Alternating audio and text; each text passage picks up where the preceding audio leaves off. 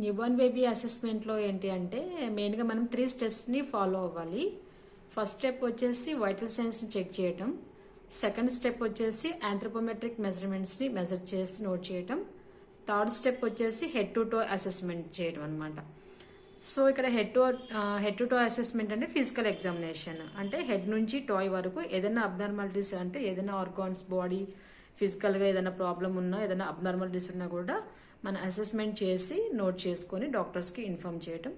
Vital సైన్స్లో మెయిన్గా వచ్చేసి ఏంటంటే బేబీ యొక్క pulse rate, respiratory rate, blood pressure, heart rate అనేది ఎంత ఉంది అనేది మనం మెజర్మెంట్ చేసి నోట్ చేస్తాం అనమాట.